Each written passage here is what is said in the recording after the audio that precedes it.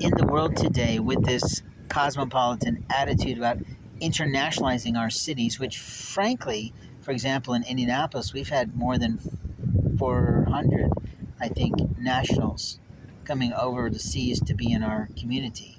That I have to tell you that there is now risks to us based on the fact that America is not in the same place it was more than 40 or 50 years ago when people are starting to come here. Now, there's a marvelous Japanese dancing group of women in their literally late 70s to early 80s who I love. And they know me well. They met my wife. We did a whole, what do you call it, reporters uh, spread on them in our Indie Japan Net magazine that we wrote for our community for 3 years. And we did the same thing, I believe, if I remember correctly, on the other group of them because they split at one time and they became somewhat rivals. And every year they take turns in the fall time to do the Obon Festival, which must have already passed by now, that was handled at one of the Ocean World oriented restaurants. I think it's Sakura. I can't remember now. Maybe it was Ocean World.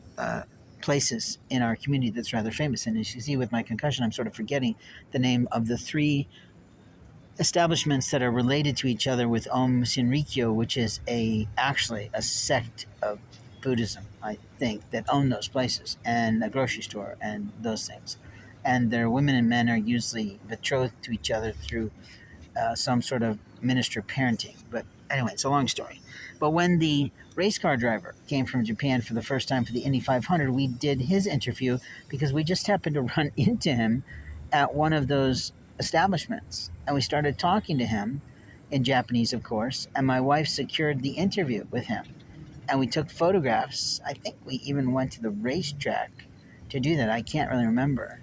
And one of the ladies who is in the dancing group's husband, late husband, was a famous Indy 500 photographer, and she went along with him and became the next photographer. And she had all kinds of credit and clout for being able to go there. And she had a marvelous Japanese house, but it was in sort of Greenfield or something like this, way away from the city, where she could build well. You see, people of wealth don't always show off their wealth, and people of poverty don't always show off their intelligence, but people like me are not seeking wealth. Isn't true. I am seeking greater wealth. I am seeking an income. I am seeking opportunities. I am seeking projects. I am seeking consulting work. I am seeking employment. I'm seeking whatever God has for me. And the value of having a multiple income stream attitude is that when I'm not doing one project, I'm thinking about the next. And when I'm not in a project, I'm thinking about how to gain a project.